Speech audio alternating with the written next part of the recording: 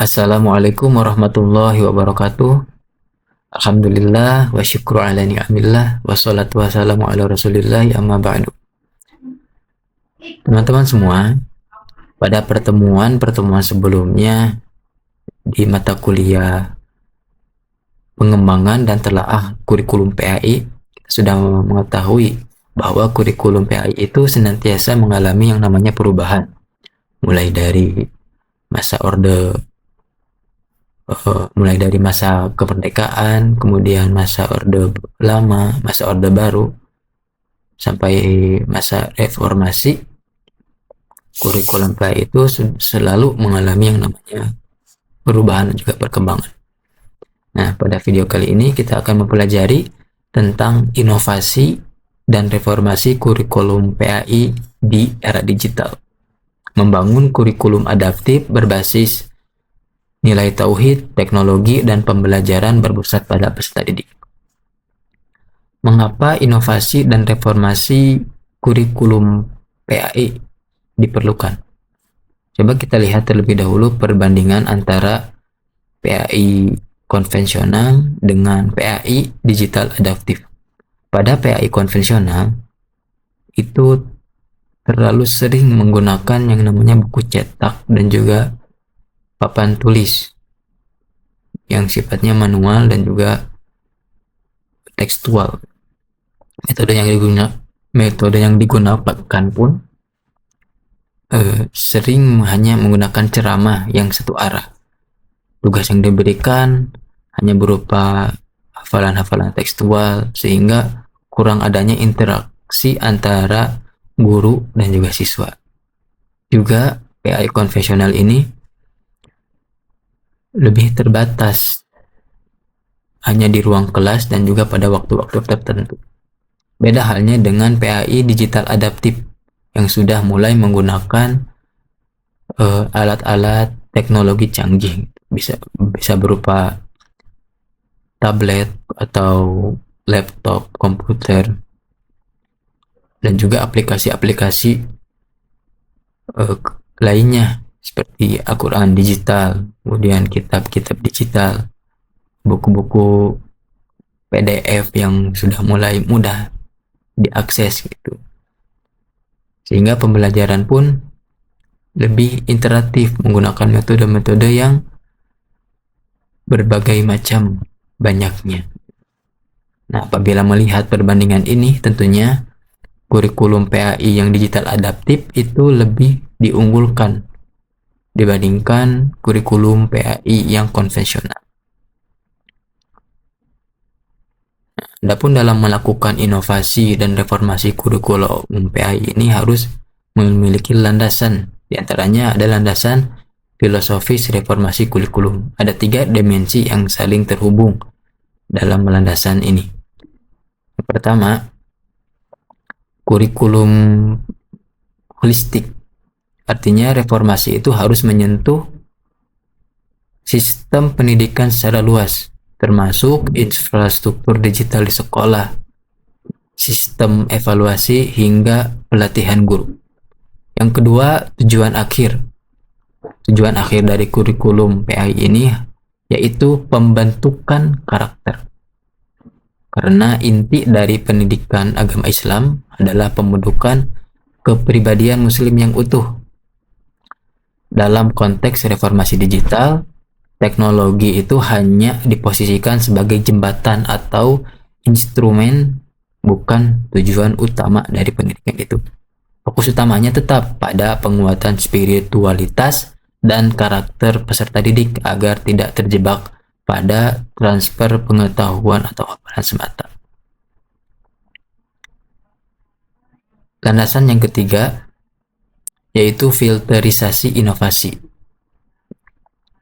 Artinya pendidikan Islam itu memiliki karakter yang khas yang tidak boleh larut begitu saja dalam tren digital.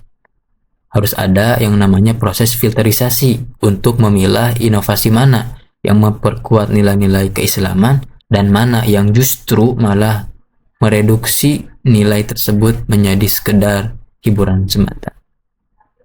Nah, coba lihat prinsip filterisasi inovasi ini. Menyaring inovasi digital melalui nilai-nilai Islam untuk memperkuat akhlak peserta didik. Nah, dalam inovasi digital itu banyak hal-hal yang terjadi.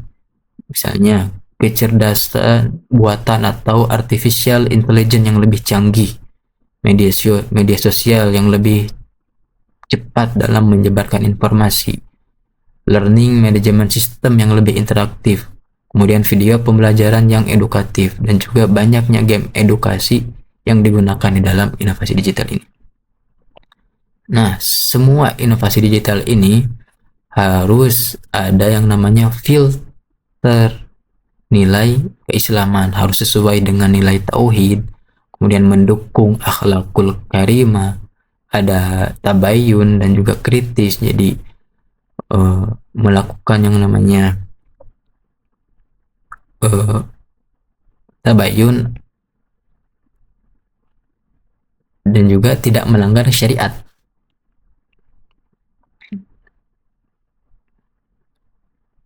Kemudian memperdayakan bukan melalaikan. Nah, jadi semua inovasi digital ini harus bisa difilter terlebih dahulu berdasarkan nilai-nilai keislaman, sehingga inovasinya itu akan lebih berakhlak.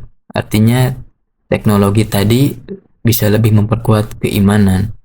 Literasi digital Islami pun lebih baik, kolaborasinya beretika, pembelajaran jadi lebih bermakna, dan karakter Islam pun jadi terbentuk secara utuh gitu. Karena tujuan utama daripada pendidikan agama Islam itu adalah pembentukan karakter. Nah, kita lihat alurnya. Teknologi ini akan menciptakan media-media yang banyak, yang bermacam-macam. Nah, media-media ini harus bisa digunakan di dalam pembelajaran di kelas nantinya, yang diharapkan dengan pembelajaran yang menggunakan media yang berteknologi ini bisa lebih memudah untuk mengarahkan karakter para siswa kepada karakter akhlakul karimah. Jadi teknologi ini hanyalah instrumen. Tujuan utamanya yaitu pembentukan karakter Islami dan akhlakul karimah pada setiap peserta didik. Nah, selain tadi landasan filosofis kurikulumnya, sekarang ternyata peran gurunya juga mengalami yang namanya transformasi. Coba dilihat, dari yang awalnya guru itu hanya penceramah, guru pada zaman era digital sekarang itu harus bisa menjadi fasilitator dan juga learning partner.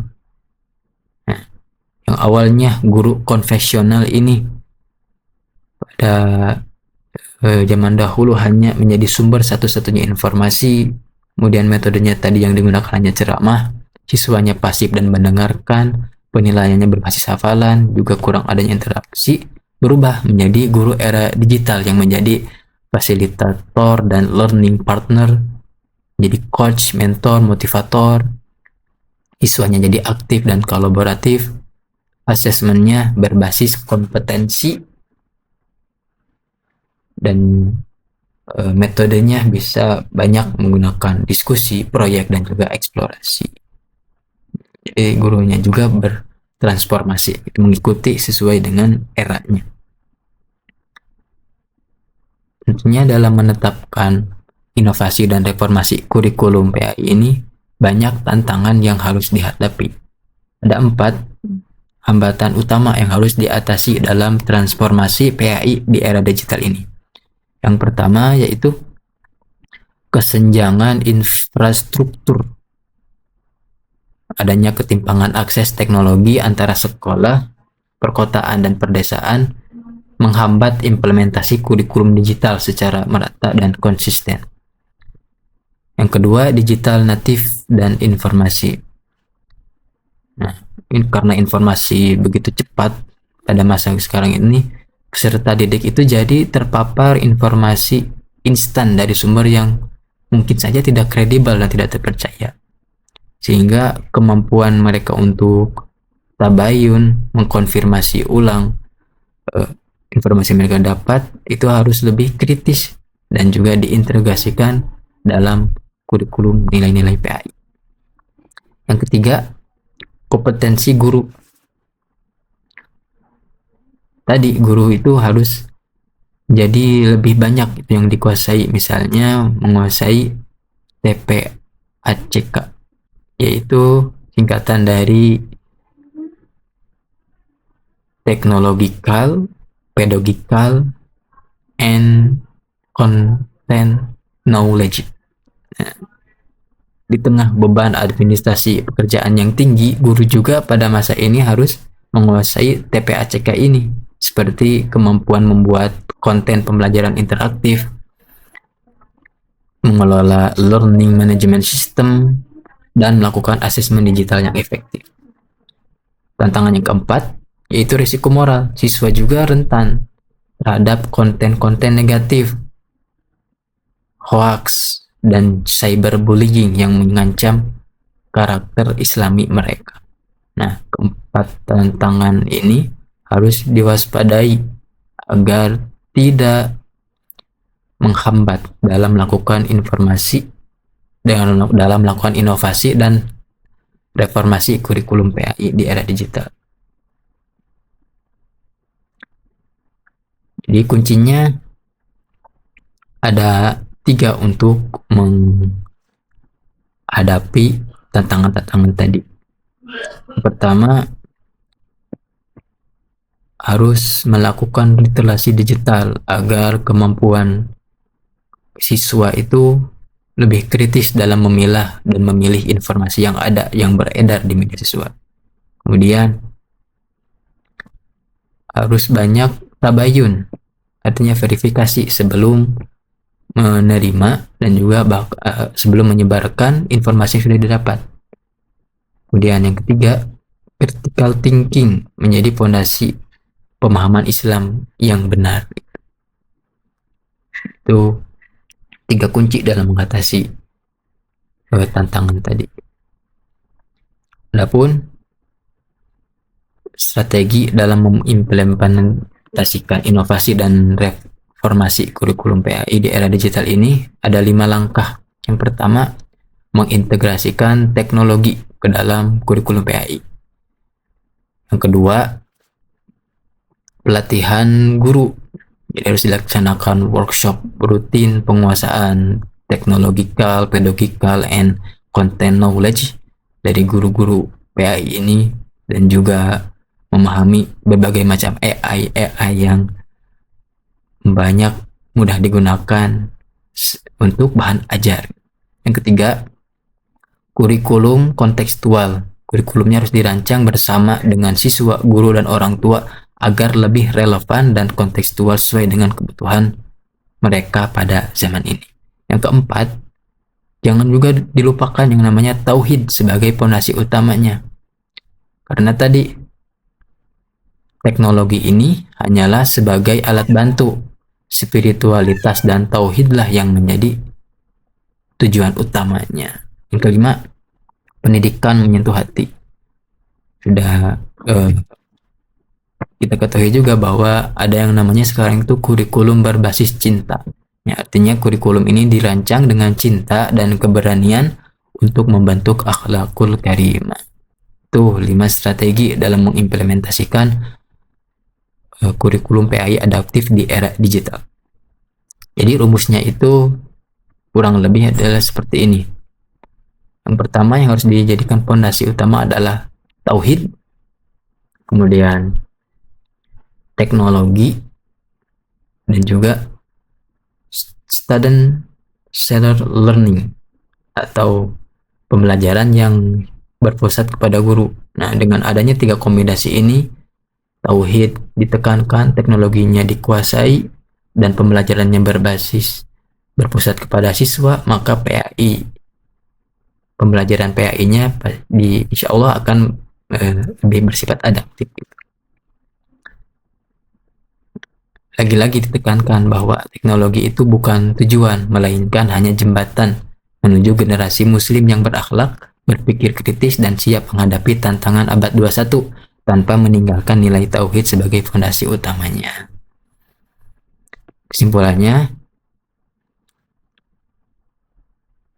dalam inovasi dan reformasi kurikulum PAI di era digital ini, kita harus bisa mengharmoniskan antara tradisi dan modernitas dalam PAI.